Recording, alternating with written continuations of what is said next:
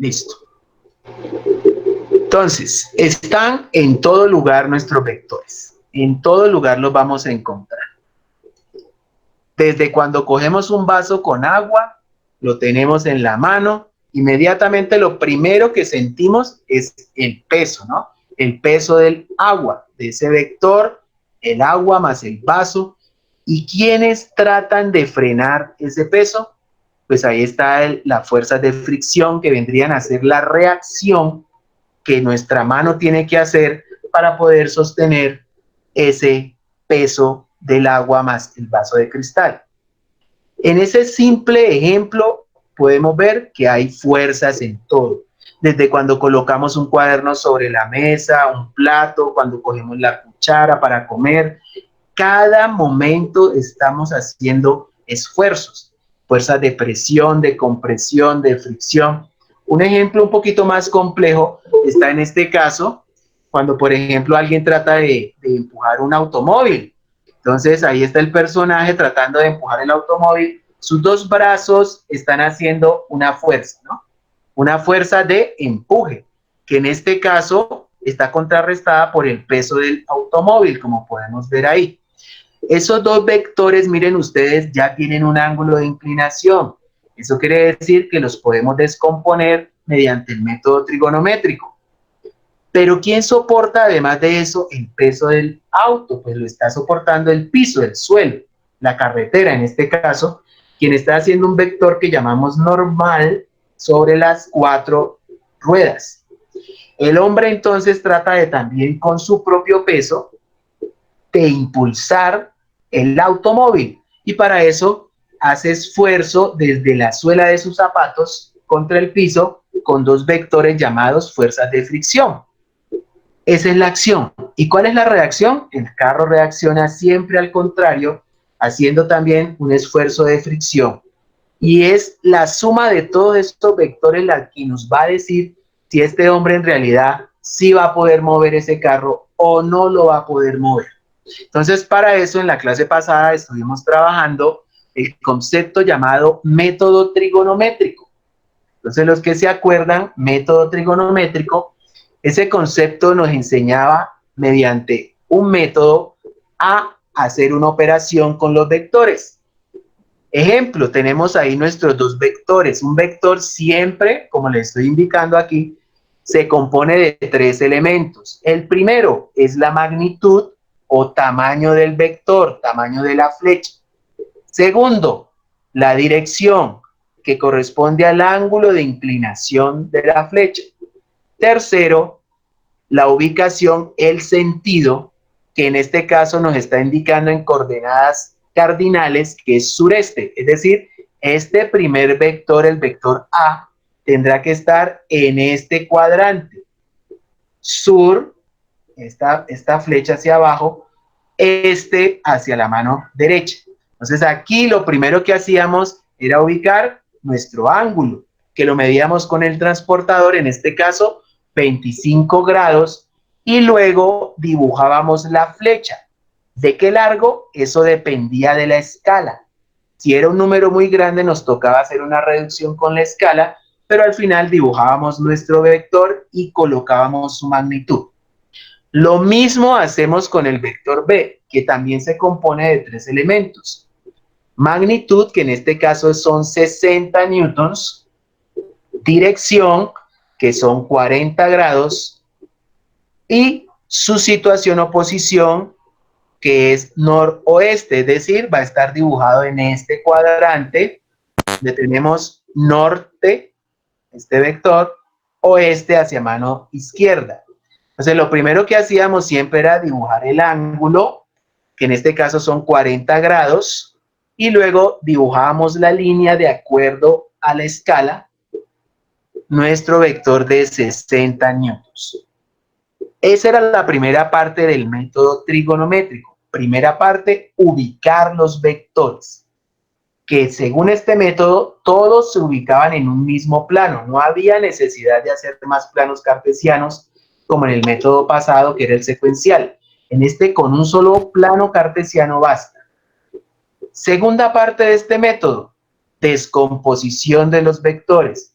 Entonces, recordando la trigonometría, teníamos que pensar que cada vector de estos que están aquí se componía de dos vectores, uno que hacía parte del cateto adyacente, que era horizontal, y otro que hacía parte del cateto opuesto, que era el vertical. Entonces, en el caso del vector A, la descomposición aparecería de la siguiente forma. Primero, trazaríamos una línea y sobre el eje que aparece aquí, que es el eje este, que en este caso es el eje de las X, aparecería nuestro vector que se llamaría A sub X. Se llamaría A porque le hace parte del vector A y X porque está en el eje X, que es el eje horizontal. De igual forma ocurriría con el vector en Y. Se haría la proyección y se ubicaría el vector A sub Y, que pertenece a A, pero está en la posición Y, es decir, en forma vertical sobre el eje de las Y.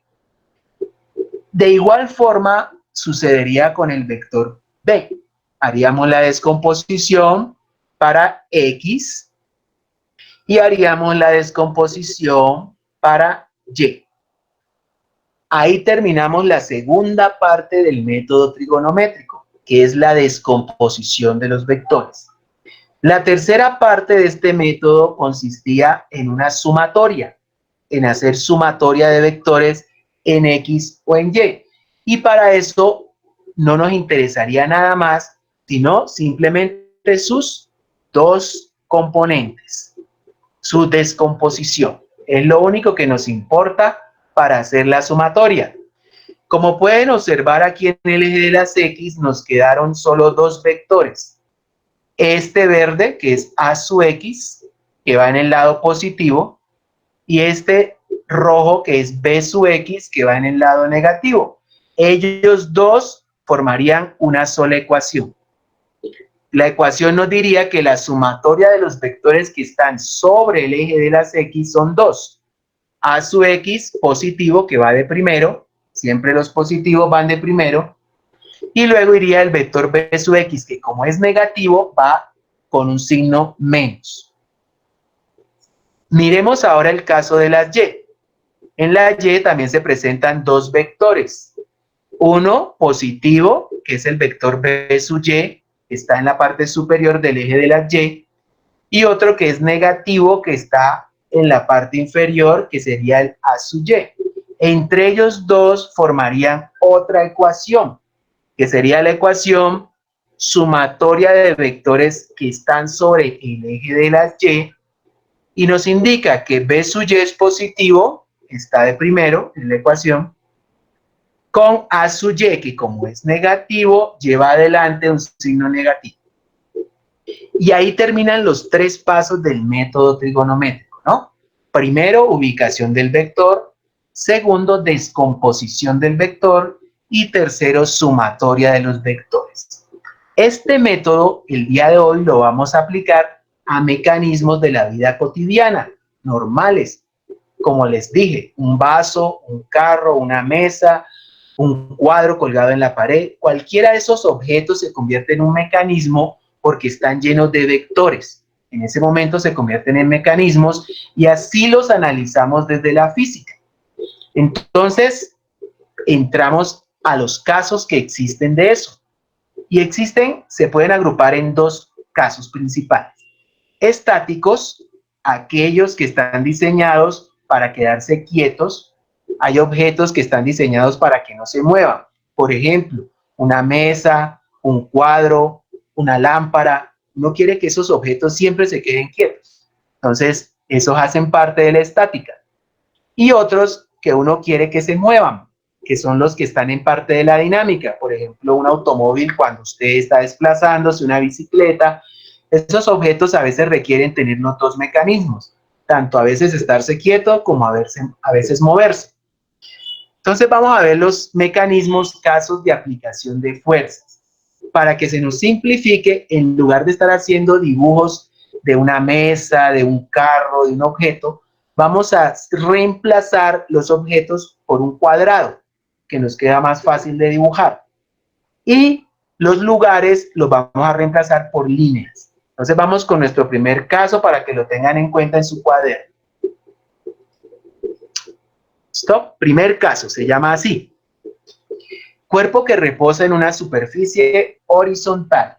Entonces la superficie horizontal la vamos a dibujar como una simple línea y para que no quede como una cuerda, le vamos a colocar unas lineecitas abajo, diagonales, que nos está diciendo que esto es una superficie horizontal y que esto es sólido, es un objeto sólido. Puede ser una mesa, puede ser un piso, puede ser una carretera, ¿sí? Algo que sea horizontal y que sea fuerte, ¿no? Que aguante, ¿no? El peso de un objeto. Y en lugar del objeto, es decir, en lugar de dibujar un vaso, un carro o un objeto muy complicado, lo vamos a reemplazar por un cuadrado. Entonces ustedes se van a imaginar que este cuadrado es un objeto real y que esto es, en este caso, una mesa o el piso. Siempre que vamos a colocar un objeto sobre un plano horizontal, un objeto horizontal, lo primero que debemos tener en cuenta es el peso del objeto que le vamos a colocar encima. O sea, nuestro vector W, nuestro vector peso. Porque esa es la acción que vamos a hacer sobre la mesa o sobre el piso.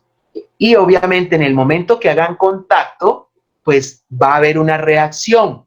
Alguien tiene que soportar ese peso. En este caso va a ser esta superficie horizontal y lo va a hacer mediante una fuerza llamada fuerza normal, que tiene que ser contraria para poder soportar el peso. Entonces, esto lo llevamos a nuestro plano cartesiano y aplicamos el método trigonométrico. Ya sabemos, los vectores que apuntan hacia arriba pues son los positivos, los vectores que apuntan hacia abajo pues estarán en el lado negativo. Entonces, nuestro vector normal, por ejemplo, hace parte de los positivos y nuestro vector peso hace parte de los negativos. Entonces, lo primero, como siempre en el método, es ubicar los vectores. Ya los ubicamos. Estos dos vectores tienen una característica especial. No se pueden descomponer. O sea, no le podemos hacer el segundo paso del método trigonométrico porque no tienen ángulo, no tienen inclinación. Entonces pasamos al tercer paso, que es la sumatoria. Como pueden ver, no hay vectores en el eje de las X, entonces no necesitamos hacer sumatoria en X.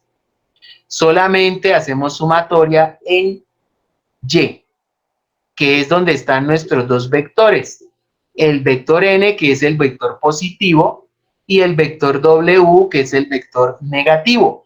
Y la ecuación nos quedaría de la siguiente forma.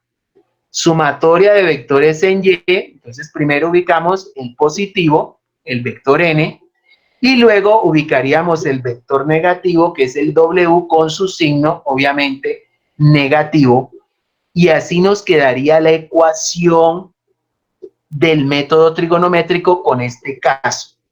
Y aquí entonces nos toca tomar decisiones, porque lo podemos hacer estático, es decir, para que se quede quieto, o sea que los dos vectores nos den igual a 0, la suma de los dos sea igual, o sea que tienen que ser del mismo tamaño para que se anulen cuando los reste y me dé 0, y eso me garantiza que el objeto se va a quedar ahí quieto, nadie lo va a mover. Pero si yo quiero que se mueva, entonces ya no puedo dejar esta ecuación igual a 0. Me toca igualarla a la segunda ley de Newton, que es masa por aceleración. Entonces, si le coloco igual a masa por aceleración, le quito el equilibrio que tienen los dos. ¿Y eso qué quiere decir? O que N va a ser más grande que W, o al contrario, W va a ser más grande que N. ¿Qué pasaría si W fuera más grande que N? Es decir, que esto pesara más que lo que resiste la mesa. Pues obviamente la rompería, la doblaría o simplemente se hundiría en la mesa. Es el caso de que yo decida montar una tractomula sobre una mesa.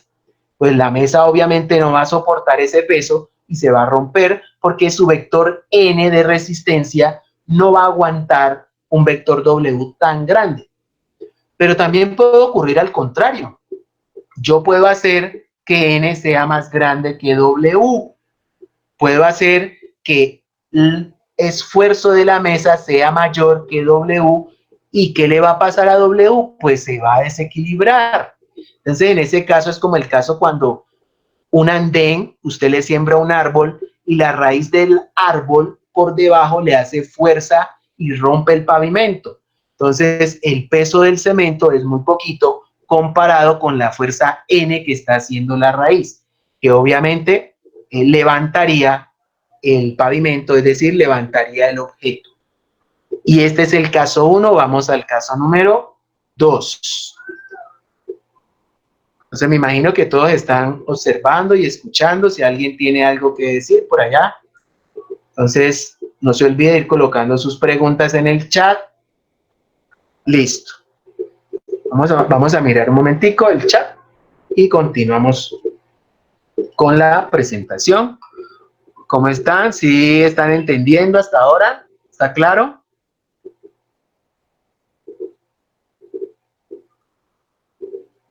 ¿Sí me están escuchando? Ok. Entonces, continuamos con nuestro caso número 2. Están bien calladitos, así me gusta mucho. Vamos entonces con nuestro caso número 2. Vayan tomando sus apuntes. Cualquier pregunta la van escribiendo en el chat y al final yo la resuelvo, ¿vale? Continuemos entonces.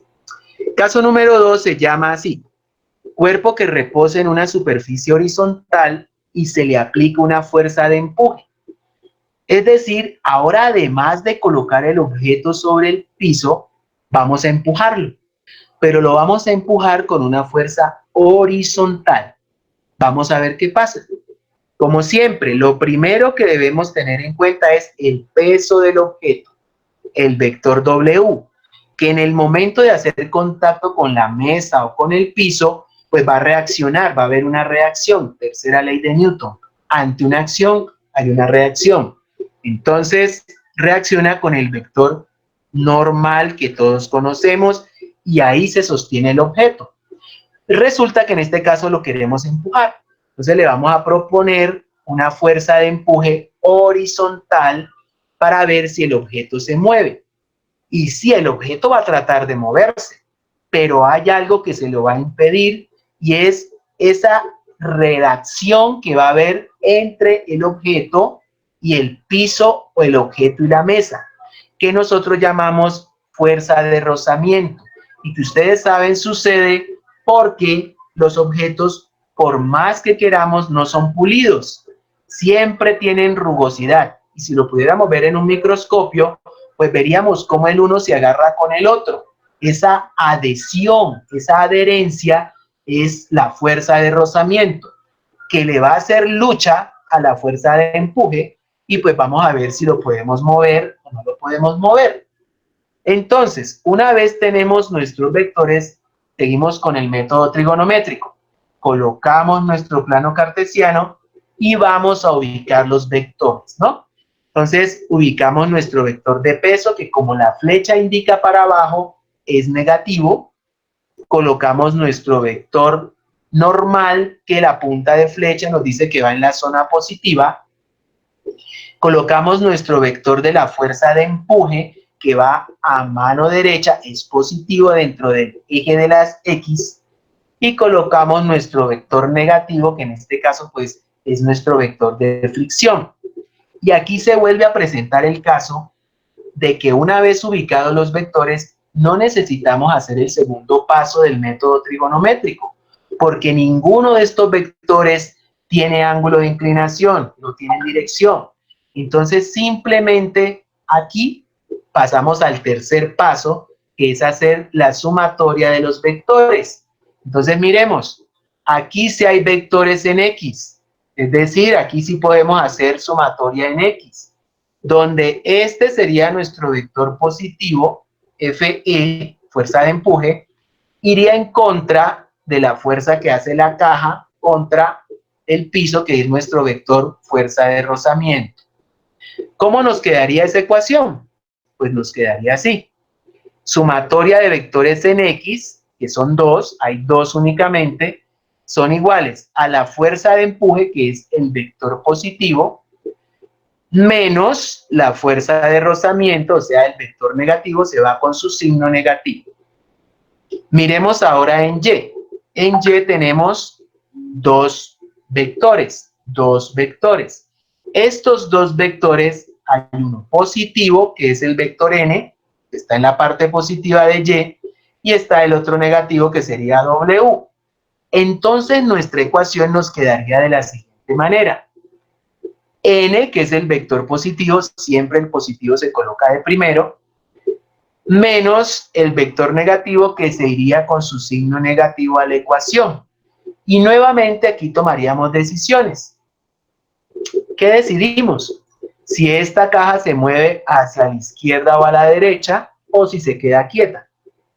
Si queremos que se quede quieta, estática, entonces esta ecuación la igualamos a 0. Es decir, el vector de empuje va a ser igual al vector de rozamiento, y ahí no hay nadie que lo mueva por más que lo empujemos. Como en el caso que tratamos de mover una pared. La pared tiene una fuerza de rozamiento tan grande que nuestra fuerza de empuje pues no da lo suficiente como para poder moverla. O podemos hacer que se mueva, y en ese caso tenemos que igualar la ecuación a la ecuación de Newton, segunda ley, que dice que es igual a masa por aceleración, y entonces estos dos vectores se desequilibran y uno se vuelve mayor que el otro. Eso lo decidimos nosotros. Si hacemos que FE se vuelva mayor que FR, pues la caja se va a mover hacia la derecha. Y si hacemos que FR sea mayor que FE, entonces la caja se moverá hacia la izquierda. ¿Listos? Bien. Veamos qué pasa ahora en el caso vertical. También tomo mi decisión. Si quiero que la caja se quede quieta, que no suba, que no baje, entonces simplemente pongo todo igual a 0 para que los dos vectores, vector n normal y vector peso, se compensen y se anulen y la caja ni suba ni baje. Pero si yo quiero que suba o baje, hago que la ecuación sea igual a masa por aceleración, es decir, se vuelva dinámica, y entonces ahí sí me toca decidir. Si le coloco el peso mayor que n, pues la caja se va a hundir en el piso, o lo va a romper, o lo va a quebrar, lo va a doblar. Pero si coloco a n mayor que w, entonces esto se va a levantar, la caja se va a tratar de levantar y se va a desequilibrar. Esa decisión sí la tomamos de acuerdo a lo que vamos a diseñar. Acuérdense que tenemos un diseño por allá. Algunos escogieron autómatas, o sea que se mueve, les va a tocar usar masa por aceleración. Otros escogieron estructuras para hacer puentes, entonces les toca poner igual a 0 para que no se mueva, porque pues nadie quiere que un puente se esté moviendo porque se cae, ¿no? Entonces, dependiendo de la decisión, así mismo vamos a hacer nuestras ecuaciones en nuestro proyecto. Vamos al caso número 3. En el caso número 3, entonces dice así: cuerpo que reposa en una superficie horizontal, todavía tenemos un plano horizontal, pero le vamos a aplicar una fuerza de empuje diagonal. Ya no le vamos a aplicar un empuje horizontal. Nuevamente, lo primero que debemos tener en cuenta, el peso. ¿Cuánto peso le vamos a colocar sobre este objeto? Porque la reacción pues va a depender del piso, que es nuestra fuerza normal, que va a tratar de sostener el objeto. Ahora resulta que no lo vamos a empujar en forma derechita, sino que lo vamos a empujar con una diagonal. La fuerza de empuje cambió, como en el caso del señor que estaba empujando el carro, cuyos brazos no estaban en forma horizontal, sino en forma diagonal. Y aquí ocurre algo sorprendente, ¿no? Si ustedes observan, ya el vector tiene un ángulo, es decir, va a tener una dirección. Y al tener una inclinación quiere decir que ya lo podemos descomponer en otros dos vectores. Este vector f sub e ya se puede convertir en dos más. Un vector de tipo vertical que va a representar el peso que le estamos echando encima a la caja, ¿sí? O a la carro, porque el peso de nosotros en ese momento, si lo empujamos en forma diagonal, pues estamos recargándonos sobre el objeto y entonces va a aumentar la reacción de la fuerza normal. Por eso este vector normal aquí es más largo que el peso, porque le toca soportar el peso del objeto más el peso que le estamos recargando para empujarlo. El segundo vector que se va a presentar es el vector horizontal, que hace parte de la descomposición del vector fuerza de empuje.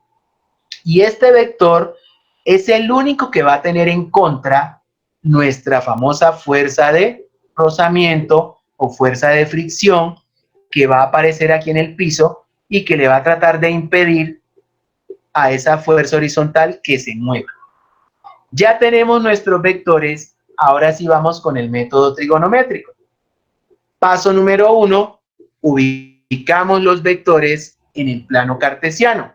Entonces, ahí ubicamos nuestro vector positivo, nuestro vector normal, luego vamos ubicando nuestro vector negativo, que es el peso, en el eje de las Y, y ahora procedemos a ubicar nuestro vector fuerza de empuje en el plano cartesiano, y por último, nuestro vector fuerza de rozamiento. Y ya tenemos el primer paso de nuestro método trigonométrico, que es ubicar los vectores. En este caso, como pueden ver, sí tenemos que hacer el segundo paso, la descomposición vectorial, porque aquí tenemos un vector que no cumple como los otros y está inclinado un ángulo y por lo tanto nos toca descomponerlo para poder hacer sumatoria. Entonces vamos a ver esto en el siguiente plano. Aquí están nuestros tres vectores y tenemos este caso especial que es nuestro vector fuerza de empuje. Nuestro vector fuerza de empuje, entonces, como dijimos, tiene un ángulo de inclinación, nuestro ángulo de inclinación, que le genera dos vectores adicionales. El primero, un vector en X, que va a ser la primera descomposición que va a tener, y el segundo, un vector en Y, ¿no? Este vector en X, ya sabemos, tiene el mismo nombre de nuestro vector, fuerza de empuje, pero le colocamos esa X para decir que está en el eje de las X. El segundo vector vendría a ser nuestro vector que va en forma vertical. Miren, aquí se formó nuestro triángulo de Pitágoras, ¿no? De la trigonometría. Y este vector, pues, se llama igual que el vector de empuje FE, pero tiene una letra Y para distinguirlo, que quiere decir que va en forma vertical. Entonces, ubiquémoslo en el eje vertical.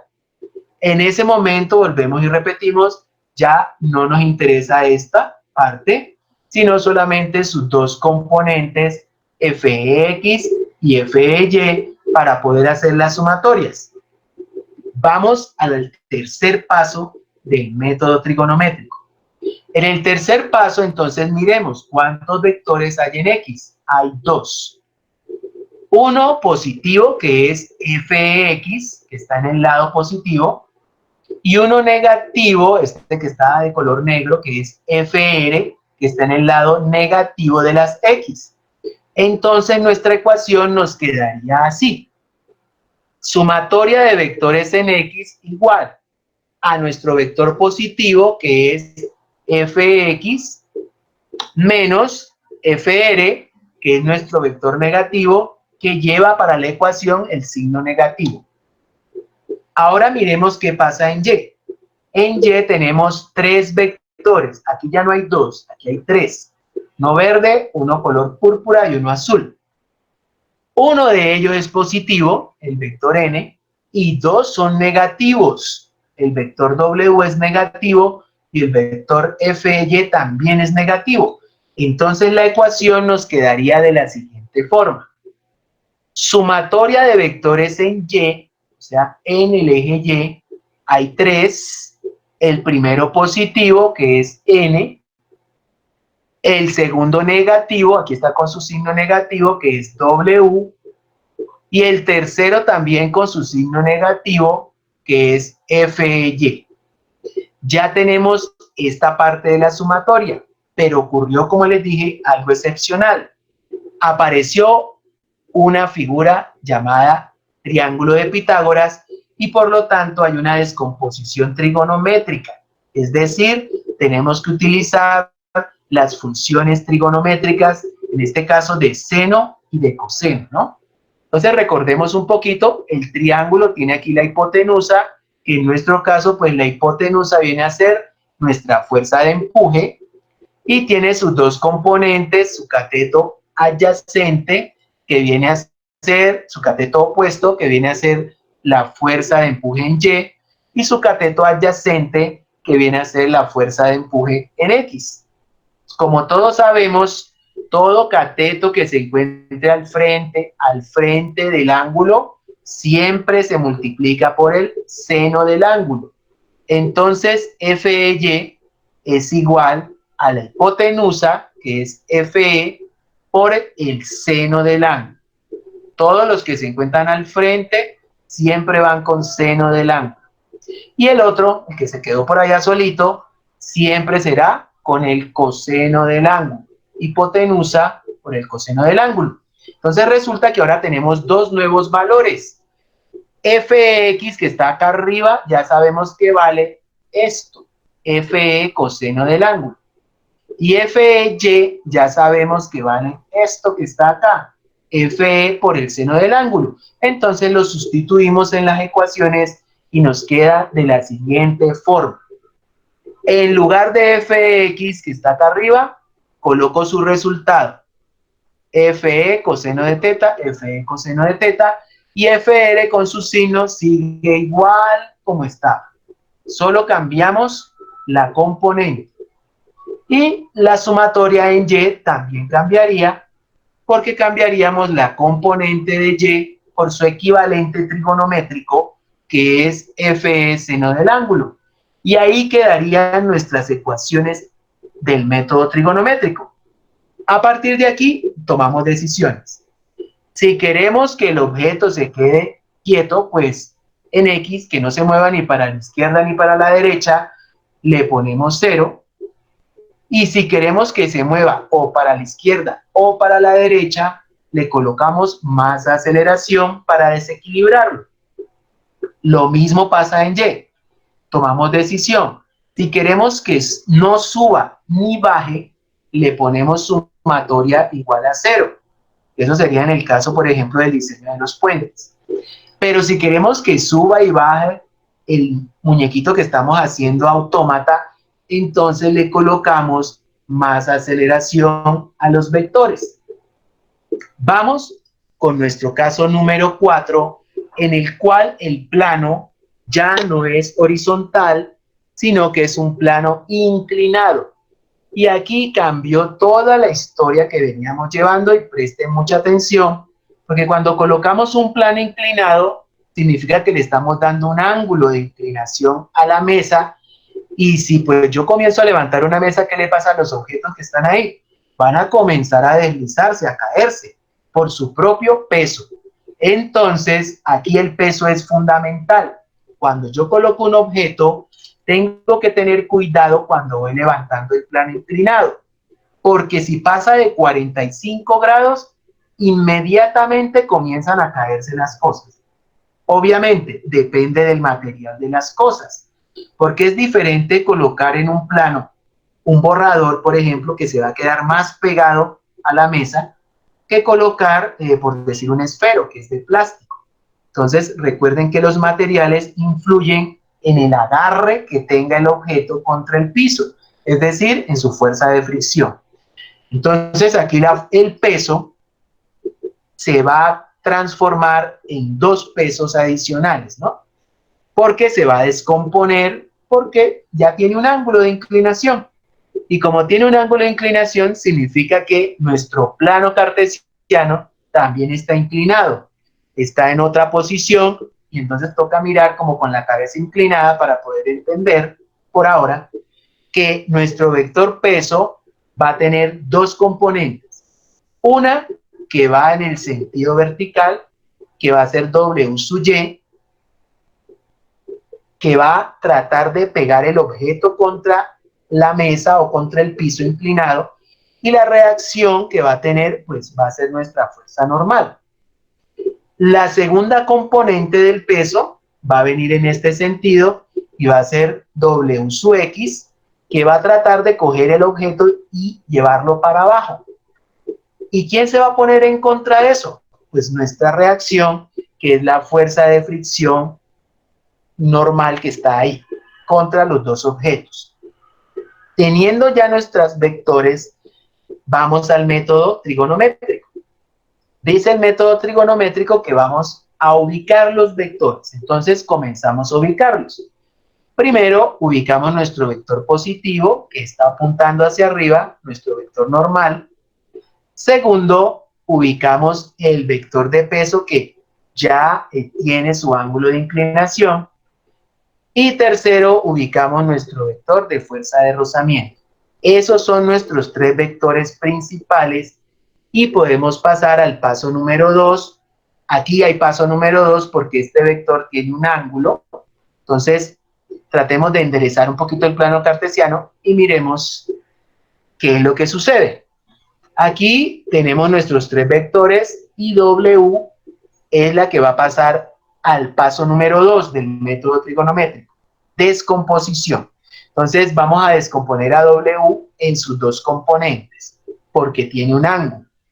Su primera componente es W sub Y, que es vertical, W porque es peso, y Y porque está en el eje de las Y, en este caso negativo, y su otra componente que es W sub X, que la vamos a colocar en el eje de las X como debe ser, y ya tenemos el segundo paso hecho, que es la descomposición vectorial. Pasamos a nuestro tercer paso, que es las sumatorias. Aquí vamos a ignorar el vector principal y solamente tenemos en cuenta las componentes. Miremos en el eje de las X.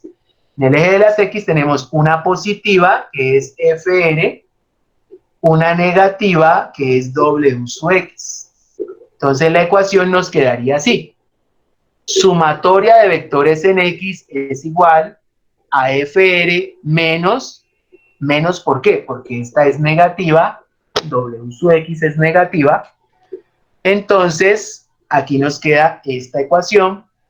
Y la segunda, la que es vertical, tenemos positiva N y W sub Y, que iría con su parte negativa. Y como les dije, aquí ocurre algo excepcional. Este triángulo pitagórico cambió de posición el ángulo. Recuerden que siempre lo dibujábamos por este lado, por el lado de las X, pero este se toca dibujar por el lado de las Y porque el plano está inclinado. Entonces aquí nos cambia lo que veníamos hablando. Primero, la hipotenusa, todos sabemos que es nuestro W y va a tener sus dos catetos.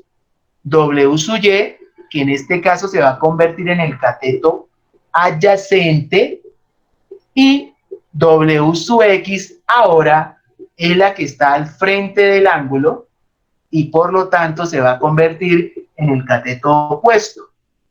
Es decir, W sub X se tiene que hacer ahora con seno del ángulo, mientras que W sub Y cambió y ahora se va a hacer con el coseno del ángulo. Pero esto solo ocurre en este caso, ¿no? En plano inclinado. En los otros casos no existe. Listo. ¿Cómo cambiaron nuestras ecuaciones? Entonces toca sustituir esta W sub X por este dato que tenemos acá y la W sub Y por este dato que tenemos acá, y nos quedarían de la siguiente manera.